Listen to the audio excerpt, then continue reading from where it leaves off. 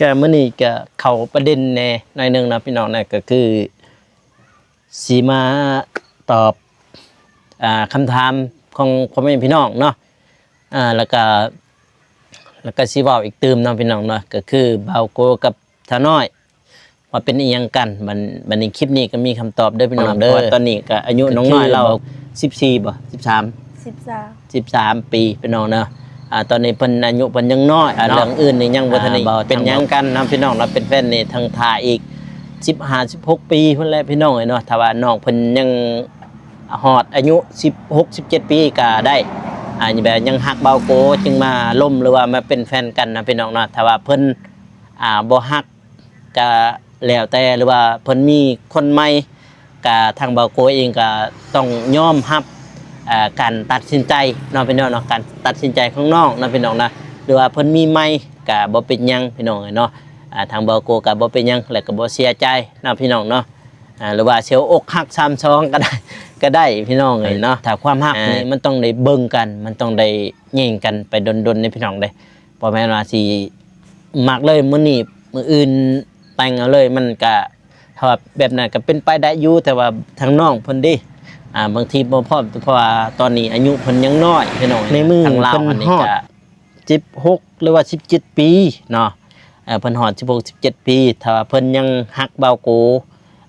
แบบว่ายังบ่มีผู้อื่นหั่นนะหรือว่าทางเบาโกเองก็บ่มีไผเนาะสมมุติว่าเบาโกบ่มีไผก็สามารถเป็นแฟนกับน้องเพิ่นได้เนาะพี่น้องเนาะถ้าว่าฮอด16-17ปีได้แล้วน่ะจึงเป็นแฟนกันได้ถ้าว่าสิเอาตอนนี้ก็คือยังบ่ทันได้พี่น้องเนาะเพราะว่าน้องเพิ่นยังน้อยอยู่ก็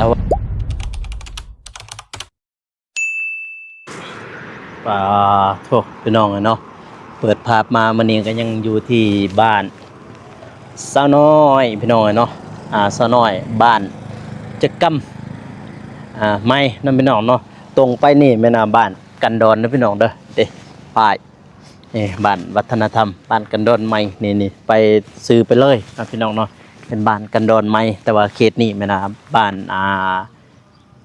จักกำใหญ่เนาะพี่น้องเนาะเมืองท่าแตงแพงเซกองพี่น้องเนาะแต่ทางนี้บาโกเคยเข้าไปถ่ายแล้วพี่น้องเนาะบ้านน้องดาหรือว่าบ้าน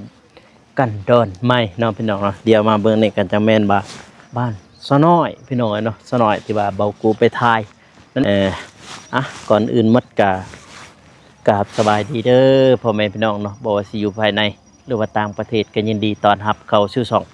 เบาโกชนบทชาวปปลาวพี่น้องเนาะมาวันนี้ก็ยังอยู่ที่บ้านสาวน้อยน้องพี่น้องเนาะหรือว่าบ้านน้องไม้น้องพี่น้องเนาะจังหวัดเป็นเอื้อยของสาวน้อยน้องพี่น้องเนาะกระทายให้พ่อแม่พี่น้องเพิ่นได้เบิ่งกี้ทางเบาโกเองก็ไปช่วยเบานุ่งน้องพี่น้องเนาะช่วยเทห้องน้ำเนาะเทพื้นห้องน้ำเพิ่นพี่น้องเนาะเทพื้นเนาะพี่น้องเนาะหลังจากเทพื้นแล้วก็ทีมงานก็มาถ่ายน้องน้อยให้พ่อแม่พี่น้องเพิ่นได้เบิ่งเนาะพี่น้องเนาะมื้อนี้เนาะพี่น้องเนาะทางเบาโกก็สิบอก FC เลยเนาะว่าเบาโกกับน้องน้อยเป็นอีหยังกันเนาะพี่น้องเนาะก็คือทางเบาโกเองก็แปลว่าฮักแพงกันแบบว่าไอ้น้องเนาะหรือว่าน้องสาวนั่นเองเนาะพี่น้องเนาะเพราะว่าน้องน้อยเพิ่นก็อายุยังเด็กน้อยอยู่พี่น้องเนาะถ้าว่าสิจีบสิหยังก็ต้องถ่ายอีกน้องใหญ่อีก 2-3 ปีเนาะพี่น้องเนาะถ้าว่าน้องเพิ่นยังมักฮักเบาโกก็จึงเป็นแฟนกันได้เนาะพี่น้องเนาะถ้าว่าเพิ่นบ่มักฮักหรือว่าเพิ่นมีผู้อื่นไปแล้วก็เบาโกก็ยอมรับเนาะแล้วก็ยอมรับการตัดสินใจของน้องเนาะพี่น้องเนาะไปเดี๋ยวพี่น้องเลยเดี๋ยวเฮาไปเบิ่งภาพมุมสูงนะพี่น้องเนาะบ้านสาวน้อยนะพี่น้องเนาะเดี๋ยวเฮาไปเบิ่งไปชมนำกันเลยพี่น้องบายไปเบิ่งไป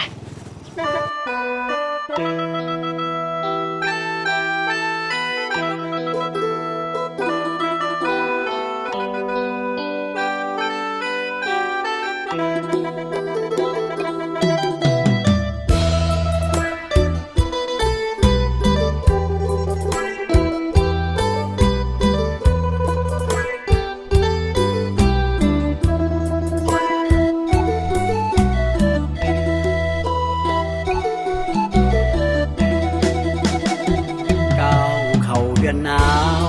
ผู้บ่าวตะเรียงน้ำตาหลังหวนคิดฮอดความหลังสัมพันธ์หักมันเฮานี้ยามน้องจากไปว่าบ่นานเกิน3 ปีสร้างอาชีพให้ตนมี แล้วจริงกลับมาแต่งงานงานเทศกาล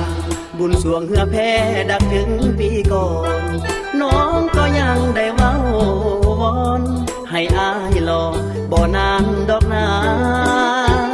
อายสุดดีใจน้องให้คำมั่นสัญญา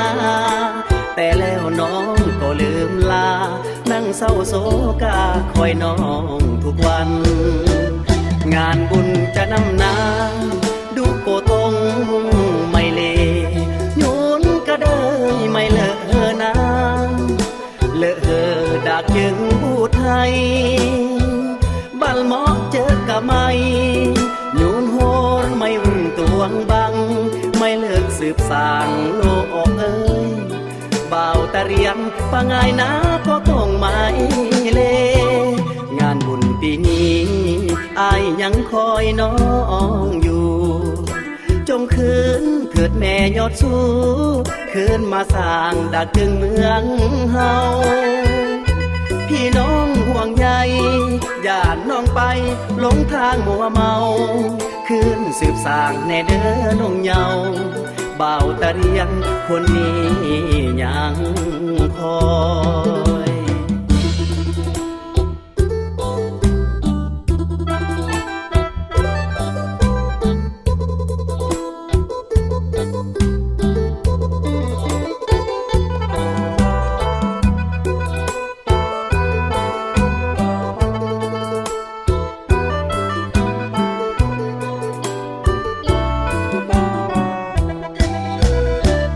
งานบุญจะนำนา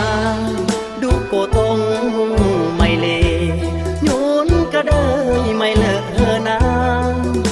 เลอะเฮอดักจึงพูดไทยบัลหมอเจอกะไม่ยุนโหรไม่วุ่นตวงบังไม่เลิกสืบสางโลกออกเอ้ยบ่าวตะเรียมปะงายนะก็ต้องไม่เลงานบุญปีนี้อายยังคอยน้องอยู่จงคืนเถิดแม่ยอดสู้คืนมาสร้างดักถึงเมืองเฮาพี่น้องห่วงใยญาติน้องไปหลงทางมัวเมาคืนสืบสร้างแน่เด้อน้องเยาบ่าวตะเรียงคนนี้ยังคอยมาก็เป็นอย่างไรเนาะเบิ่งหนุ่มสูงให้พ่อแม่พี่น้องเพิ่นได้เบิ่งเนาะบ้านชะน้อยพี่น้องเนี่ยโปรกระทายให้ทั้งพ่อแม่พี่น้องเพิ่นได้เบิ่งเนาะพี่น้องเนาะบ้านชะน้อยที่งามพี่น้องบรรยากาศก็โคตรคักเลยพี่น้องเอ้ยว้าจุนี่แหละเฮือนซ่านบ้านช่องพี่น้องเนาะอันนี้ก็เป็นหม่องที่ว่าพอเพิ่นหาดซ่อมแปลงรถพี่น้องเนาะซ่อมแปลงรถป้าเถอะสบายดีเด้อบ่าวทรายสบายดีนิดสบายดีไอ้นู่นนะสบายดีเด้อไอเด้อเอ้ยป้าเขาไปถ่ายแล้วบ่อันนั้นน้องสุรัตน์พนันกำลังลงมาเป็นอยู่เพื่อนบ่ล่ะอยู่สรุนานี่เด้เขาไปถ่ายแล้วบ่สาวหน่อยนี่ไปแล้วคนนี้เปลี่ยนกันถ่ายบ่ผู้หนึ่งถ่ายผู้นั้นบ่อ๋อถ่ายคนละคนเนาะแม่และแต่ว่าบ้านนี่กับบ้านเดียวน้องพี่น้องนะบ้านนิดแล้วก็บ้านชนุนาพี่น้องบ้านเดียวกันเลยกับเขานี่เขาครั้งแรกบ่นี่อยู่นี่เขาเป็นครั้งแรกเขามาอัปเดตเพิ่นครั้งแรกช่วงก่อนก็ว่าเขามาอัปเดตอยู่แต่ว่าน้องมันยังค่าไฟทับจากเข้าไปวันนี้มีแต่ที่พาให้พวกเจ้าและเขามาถ่ายดุมาถ่ายเป็นซองอันนี้กับผู้เพื่อนกับนี่ก็เป็นพี่น้องกันที่เนาะเป็นพี่น้องกันอยู่ได้ยินทางพอละหันแหละว่ามือว่านนี่แหละเขามาถ่ายมือว่านกับบ่าวเตียงพัน แต่ว่ามื้อนี้มาซอยเบานุ่งก็เลยแวะมาหานี่เลยน้องอยู่เฮือนอยู่ติ เลย อ๋อแชทหาแชทหาบ่ได้ตอบซ้ำบัดนี้นี่น้องเพิ่นบ่ได้ตอบ แต่ว่าบุเลยนะบัดนี้นี่อาจจะอยู่เฮือนอยู่ดอก เพราะว่าน้องเพิ่นบ่ได้ไปไสเด้อยู่เฮือน วันนี้บ่ได้ไปใส่ อืม สนิทไปหาเพิ่นบ่ได้ไปใส่ อืมมันให้สนิทและอัปเดตเรื่อยๆแล้วบัดนี้นี่เฮ้ยจากฮอดไสเดียวสิเข้าไปเบิ่งเฮือนเพิ่นก่อน ไปเบิ่งเฮือนเบิ่งซ่านเพิ่นเพราะว่าเฮ็ดเฮือนใหม่ย่อมื้อวานนี้พี่น้องเอ้ยทางบาโกก็มาอยู่มาแต่ว่าบ่ได้ย่อซอยเด้โชบ่ได้เบิดทันซ้ำสบายดีแม่เฒ่า พี่มื้อนี้สิถามนี่โถ่ใส่อันนั้นเด้พอซะหน่อยได้ไปใช้เลยโอ้อยู่หั่นเด้อบ่เห็นสบายดีเด้อมื้อนี้เฮ็ดหยังแน่มื้อนี้นี่เฮือนนี่บ่ได้เฮ็ดเลยบ่อืม เมื่อบ้านเมื่อเอาย่า อ๋อแต่ว่ามื้อนี้นี่ก็คือบ่ได้เคลื่อนไหวเลย คนเดียวนั่นแหละเป็น มาแล้วจังน้อยมันมาแล้ว อ๋อ มันก็มาเอาเครื่องมือแน่ เออ บ่พอ เออแบบเครื่องมือก็ยังบ่ทันพร้อมมันเนาะ บ่พอ อืม ข้าวแบบมาช่วยพี่น้อง บัดนี้เสี่ยวต่อเสี่ยวเจ้าตัวเฮ็ดเฮือนนี่เราอยู่บ้านใดแล้วมันอยู่บ้านนี้คือกันบ่ บ้านจุฬา เราอยู่บ้านตุลา อ๋อจุฬาพุ่น โดย แล้วมาซอยซื่อ มาช่วยซื้อ ๆ พอเพื่อนนั่นแหล้ว โดย ขาดทุนนะ แบบขาดคนเนาะ คน ขาดคนมีแต่ให้เพิ่นมาซอยพี่น้องเอ้ยแบบเสี่ยวกันมาซอยเฮ็ดพอเสี่ยวเพิ่นเป็นสร้างเด้สร้างเฮ็ดเทือนพี่น้องเอ้ยเนาะพี่ไรแต่ว่ามื้อนี้เพิ่นบ่ได้มาบ่มื้อนี้นี่ มาเพิ่นมาเพิ่นเมื่อเลยเด้ เมื่อเครื่องอีกกับเพิ่นบ่สบายจังน้อย แบบตอบแทนให้งานนะคอยก็เอาอีกหน่อยนี่แหละลูกหลานไปช่วยเพื่อนยามดำให้ดำหน้า เด้อยามนี่แม่นเพิ่นมาซอยบัดยาม ซอย ดำหน้าหรือว่าเกี่ยวข้าวแม่นลูกจะเอาไปซอยเพิ่น โดย แบบว่าเคินมาแลกแห่งงานกันพี่น้องเนาะทั้ง มันว่าสิว่าเรื่องเงินค่ำก็มันบ่มีเฮ็ดได้ เด้อเนาะ จากเพิ่นก็วันงานลาวเฮามันก็ ตาม ตาม นี่เฮ็ดขั้นตอนเฮาใช้แล้วยังอันนี้บ่ยังตอกอันนี้บ่นี่ มีแล้วเพิ่นติดตรงนี่ก็เฮ็ดได้แต้มใช้อีก อ๋อ นี่ตัวเนี่ยมุ่งนี่ก็สิเฮ็ดป้าซำนี้แหล้ว เด้อ บ่มี บ่มีแนวมุ่งแนว บ่ เอ มี ม แนว ก็ มุ่ง ได้ นะ ก็เฮ็ดย่อปะซำนี้ อืม น้อยก็บ่ได้ไปเวียกไปงานเราก็ช่วงนี้ก็งานจ้างก็มันพรหลายมัน แบบพรเนาะบ่มีงานนั่นแหละพี่น้องเอ้ยมีแต่ผู้เอื้อยเนาะไปเฮ็ดงานเนาะ มีแต่ผู้เอื้อยนะผู้เอื้อยก็บ่กลุ่มดอกไปก็เล็กน้อยไปพอได้แก้ไขไปได้ปนหัวก็ยังบ่พอ ค่าไผค่าน้ำ โดยคือนี่ตอนนี้ก็คือแบบว่าเสี่ยวเพิ่นเนาะพี่น้องแบบว่าเสี่ยวของพอเรานี่มาซอยงานไปเฮ็ดซอยบ้านนั่นแหละเฮ็ดงานบ้านนั่นแหละพี่น้องซอยเฮ็ดบ้านให้เพิ่นพี่น้องอันนี้แบบแต่ละขั้นตอนนั่นแหละเบิดงบฮอดไสก็หยุดฮอดนั่นพี่น้องเนาะแต่ก็คือไม้แป้นปูนี่ก็มีแล้วบ่ นี่จะบ่พอ มีบ่พอตัวนั้นบ่แป้นปูแป้นแอบพี่น้องเอ้ยแต่ว่า3ห้องเนาะ3ห้องบ่ตัว นี่แล้วคือเบิ่งนี่แล้วเป็นอยู่ 1 2 3บ่นี่ทางใดและทางขึ้นบ่นี่ นี่เนี่ยก็อยากให้เพิ่นเกาะอันนี้ อ๋อ นี่เกาะอันเม็ดนึงมีลังหอยนึง เออ แต่บ้านนี้นี่ก็ส่ง80 อ๋อ บ้านนี้ก็มาส่งเม็ดนึง อืม เท่าเม็ดนึง อ๋อ มาส่งลังนี่ก็นอนไปเป็นเชือก อ๋อ เส้น ส่งมาตัวนี้นอนน้องหน่อยนอน อ๋อนี่บ่ห้องนี้บ่ น้องหน่อยนอน บัดนี้ห้องพ่อแม่ทั้งนั้นบ่ โดย ห้องพ่อแม่ทั้งนั้น โดย หรือว่าจะเซตห้อง3ห้องไปจังซี่ บ เบอร์ห้องนี้ยาวนี้ อ๋อไปสิบ่ เพื่อนนกเปิ้งเด้ นี่ให้น้องหน่อยนอนนี้เข้ากับเพื่อนกับมานอนตรงนี้แล้ว อ๋อเบื้องนั้นบ่ เป็นมือหนึ่งประจักษ์ อ๋อ เดี๋ยวทำไมเดี๋ยวพ่อแต่งบเดี๋ยวพ่อ ตั้งคลิปซื้อนะ โดยเฮ็ดตามงบมีเนาะตอนนี้เนาะอ๋อพี่น้องเอ้ยแต่ว่าอันนี้คงไผตัวนี้นี่ น้องน้อยแล้ว อ๋อ แต่รุ่นแล้วแต่สมัยเขายังแห้งเห็ดยากลงปะนี่ได้4-5 ปีเลยนี่ท่านเห็ด อืมหมายว่าตอนนี้ก็คือแบบว่าขุดป่าไว้เนาะ กดปะไว้ช่องปอกเริ่มบ่ได้เฮ็ดได้4 ปีแล้ว อืมน้อย ย้อนขาดเทินนี่แล้วก็ได้มันมี อ๋อ ย้อนทุกจนนี่นะ น้อยอันนี้เราเขาคงไผนี่ เราเขานี่เขาเราเขาของลูกชาย อ๋อ ลูกชายเฮ็ดพ่อได้เฮ็ดปะให้เพิ่นใช้พ่อก็บ่มีหยังดอกรับจ้างมาไปก็เพิ่นก็รับจ้างได้เขาได้มาเพิ่นซื้อกับปะเล็กน้อยเฮาบ่มีให้มีหน้าได้ อ่ะตัวทางหลังเฮือนไผตัวทางหลังน่ะเฮ็ดก่อ ตัวหลังมันเฮือนน้องชาย อ๋อโอ้เฮือนน้องชายจ้ะ น้องชาย อ๋อ ดินก็หันแล้วเพียงนัดดินหัวอยู่หันขอบ มาทั่วอ่ะเนาะ หัวตะพุ่ม อืมน้อย เขาเดียวน้องหน่อยนะ อ๋อหันนั่นบ่ขอกหมูล่ะ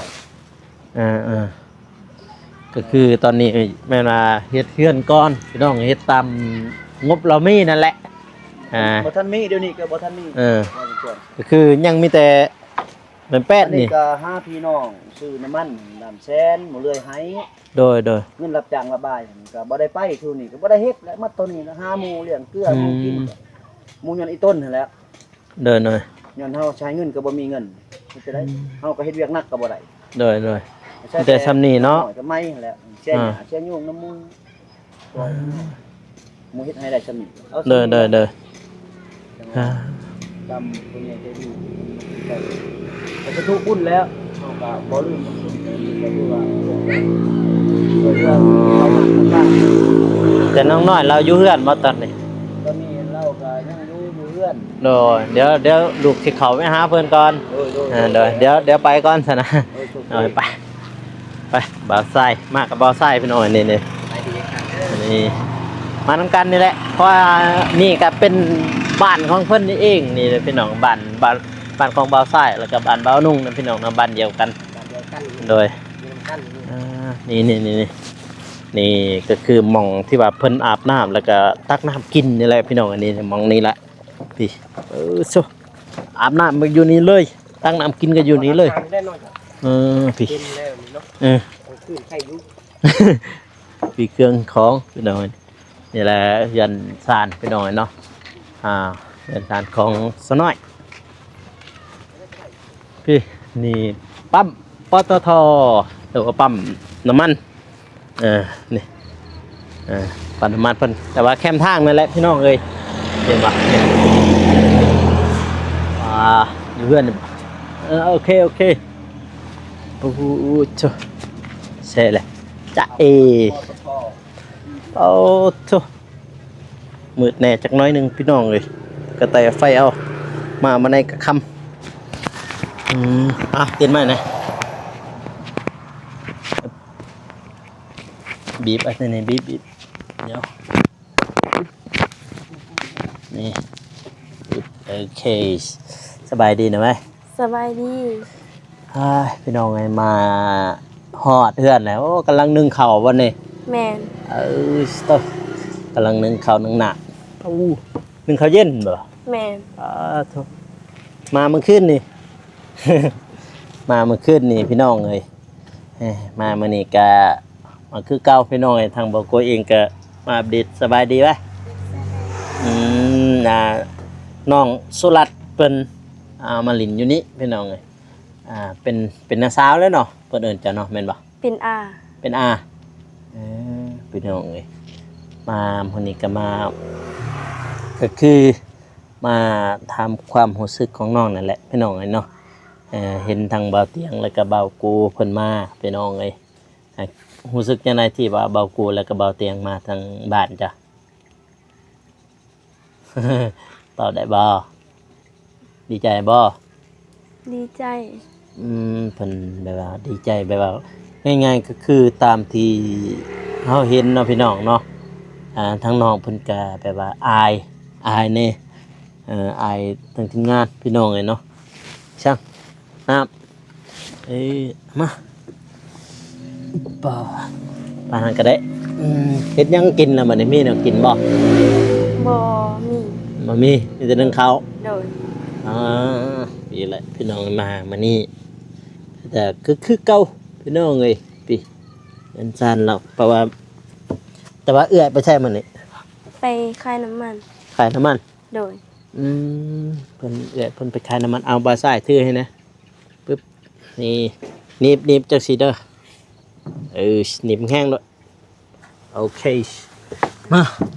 นั่งอยู่นี่เองพี่น้องนั่งกับสน้อยคือเก่าคือเดิมเห็นยังบ่โอเคเนาะดันพ่อแม่เพิ่นบ่เห็นมาบอกกูคืออยู่หลังไม้เขาใช่ว่าอยู่หลังกล้องบ่เห็นอยู่หลังไม้นี่พี่น้องเนาะนอนหลับอยู่บ่เมื่อคืนนี้ รับ เนาะ เห็นอยู่บ่คลิปตัวเองนะ เห็น เกินบ่เบิ่งไป กะน้องก็ได้เบิ่งอยู่พี่น้องไงแต่ว่าแชทหาบ่ตอบแบบสงสัยอยากเคินๆมาจ้าเคินบ่ เคิน ในยังเคินอยู่พี่น้องไง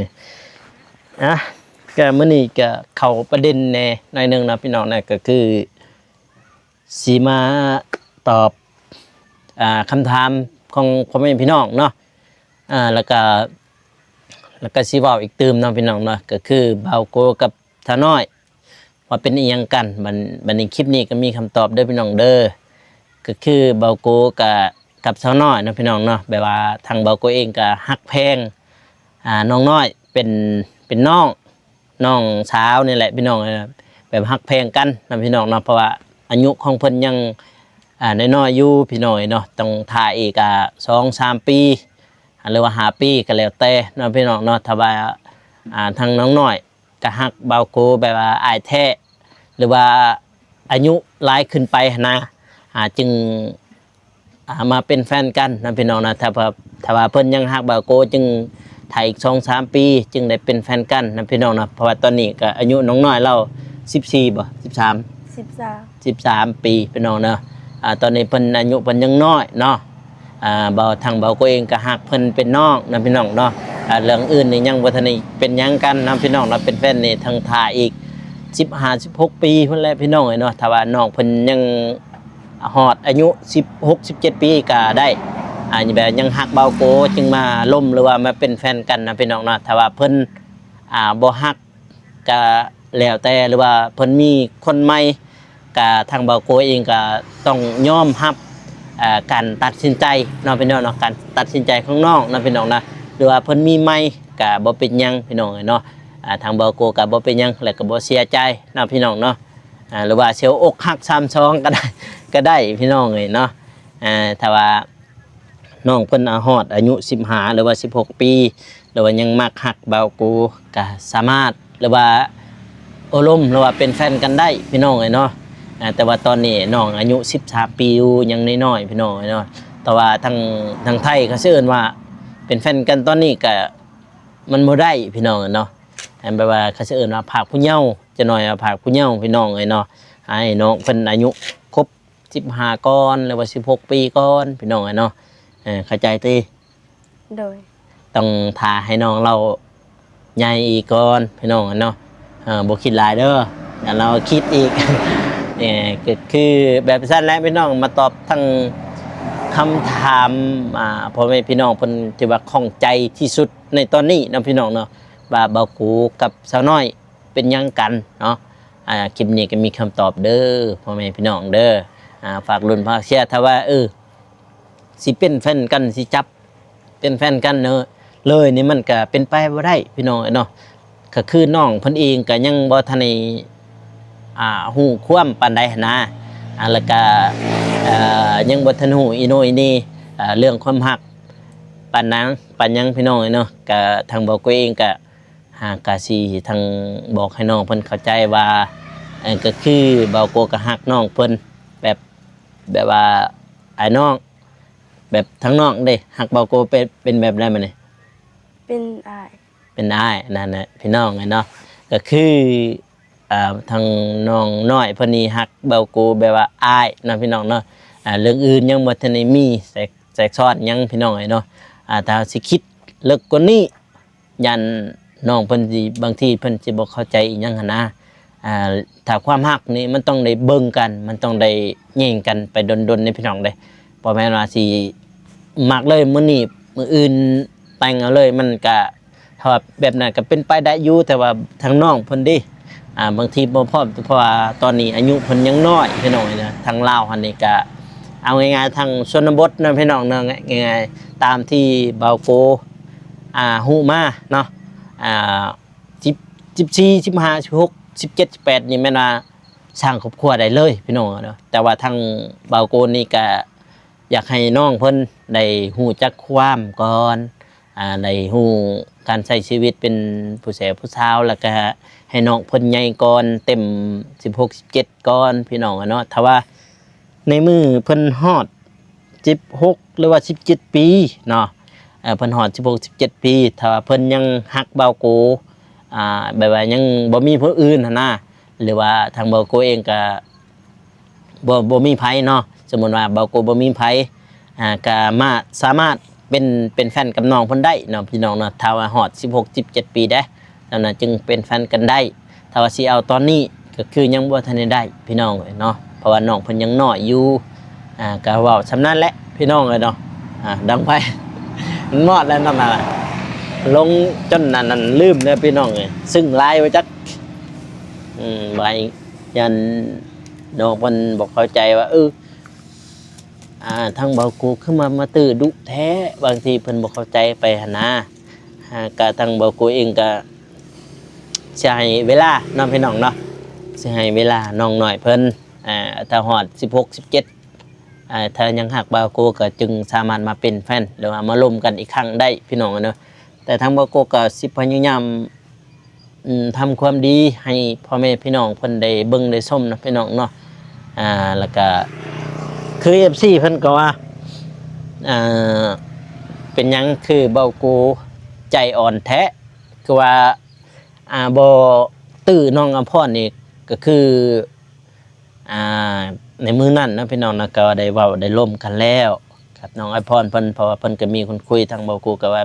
แต่มีคนคุยแต่ที่จริงแล้วมันยังบ่ทันมีคนคุยพี่น้องเบากูเพิ่นแล้วบัดนี้น้องอำพรเพิ่นว่าฮักเบากูแบบไอ้น้อง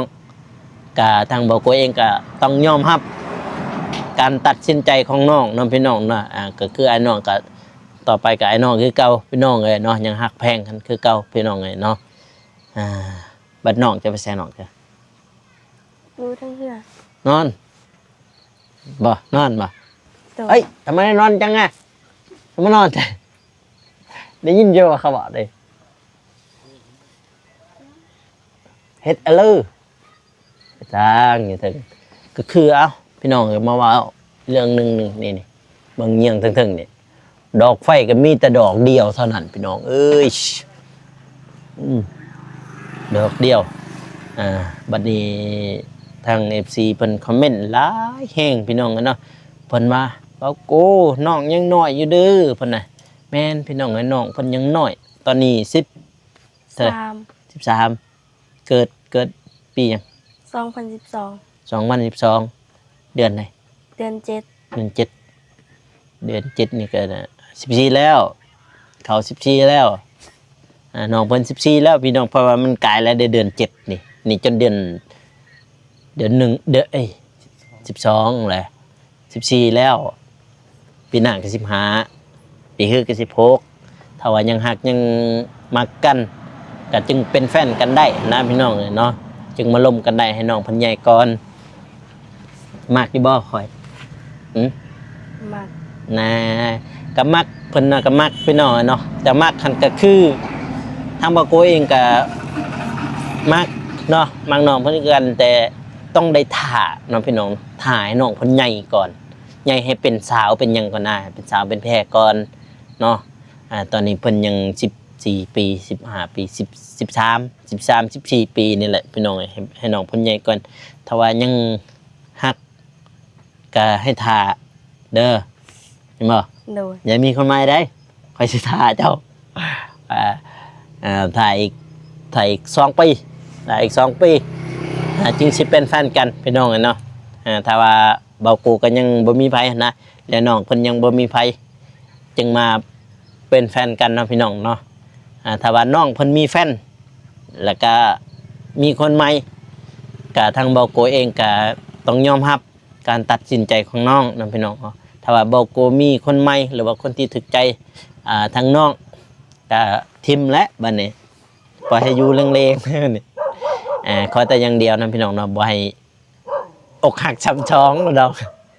FC มันสิว่าสีอกหักช้ำช้องแล้วบ่าวกูนี่พี่น้องเอ้ยถ้าว่าอกหักครั้งนี้บ่เลยบ่เอาเลยบ่ติดต่อเลยผู้สาวเศร้าเลยต่อให้บ่าวชายซะบัดนี้นี่เอาบ่บ่าวชายเมียหั่น เอาแล้วเมีย เอาบ่ ในบ้านเองหมู่เพิ่นได้ เฮ้ยก็ประมาณนี้เนาะพี่น้องเนาะมื้อนี้ก็เขามาก็มาช่วยบ่าวอนุ่งหลักๆก็เลยแวะมาหาน้องเพิ่นแน่บัดนี้สถานะชัดเจนแล้วเด้อพี่น้องเด้อก็คือบ่าวโกกับน้องน้อยเพิ่นยังบ่ทันได้เป็นหยังกันนะพี่น้องน้อยยังฮักแพงกันอ้ายน้องคือเก่าพี่น้องเนาะบัดนี้ทางบ่าวโกก็สิมาอัปเดตเรื่อยๆแหละพี่น้องเอ้ยเอิ้นชานบ้านอยู่ของเพิ่นนะพี่น้องเนาะก็คือเห็นแล้วแหละในชีวิตเจ้าอยากได้หยังที่สุด อยากได้เฮือน อยากได้เฮือน โดย เพิ่นอยากได้เฮือนเพราะว่าคือเห็นนั่นแหละพี่น้องในเฮือนซ่านบ้านช่องก็ขับแคบแห้งพี่น้องเอ้ยทางหมอโกเองก็สิพยายามช่วยเต็มที่เนาะพี่น้องเนาะแบบว่ากระโปรงกระแปกมีแล้วบ่นี่เนาะฮะ ยัง ยังอยากได้บ่ อยากได้ กระแป้งบ่ โดย เพิ่นอยากได้กระแป้งไปหน่อยจะตอบก็ได้จะตอบชัดก็ได้ มันยังบ่ทันตอบแซดพี่น้องบางทีมันอายว่าจักอายบ่ บ่ลืม แม่นบ่ลืมบ่ ลืมบ่ลืมแทบบ่อย่าน่าบ่กล้าตอบแซดเบาโกว่าจักบางทีมันอายนี่แหละพี่น้องเอ้ยเวลาคือง่ายๆคือเวลาไอ้สิเข้ามาหาไอ้สิแชทล่วงหน้าไปก่อนหั่นนะสิแชทอยู่บ้านบ่บางทีบ่โกมายังบ่เจอมันจะเสียเวลานะก็คือตอนนี้ก็มามื้อนี้ก็ลักๆก็แม่นมาหาทางบ่าวนุ่งนำพี่น้องเนาะมาซอยบ่าวชายแน่ๆพี่น้องมาซอยทางพ่อแม่เพิ่นเฮ็ดห้องน้ำหรือว่าสร้างห้องน้ำไม่นั่นเองพี่น้องเนาะแล้วก็เลยแวะมาหาน้องเพิ่นแน่พี่น้องเนาะเอาบัดนี้ก็ทางโบกูก็บ่มีหยังมากมายนะพี่น้องเนาะก็อย่าลืมฝากกดไลค์กดติดตามเด้อพี่น้องนะอ่านออกไปก็ตัวที่ใดที่น้องเพิ่นยังบ่ค่อยได้เว้าได้หยังทางโบกูเองก็สิบอกสิสอนเนาะพี่น้องเนาะก็ขออวยพรให้ผู้ใหญ่ทุกท่านผู้เพิ่นเบิ่งอยู่นี่เนาะจงมีแต่ความสุขความเจริญปรารถนาสิ่งใดก็ขอให้ได้สิ่งนั้นให้ได้ดังสมปรารถนาไปเฮ็ดเวียกธุรกิจอันไหนก็ให้ส่งผลสำเร็จเด้อทั้งพ่อทั้งแม่ผู้เพิ่นเบิ่งอยู่นี่นะพี่น้องเนาะเดี๋ยวบ่กูขอโตลาไปก่อนพี่น้องเนาะก็อย่าลืมฝากกดไลค์กดติดตามเพื่อเฮ็ดคลิปต่อๆไปให้พ่อแม่พี่น้องเพิ่นได้ชมได้เบิ่งนะพี่น้องเนาะสำหรับคลิปนี้ขอกล่าวเข้ามาสบายดีพี่น้องเอ้ยบ๊ายบาย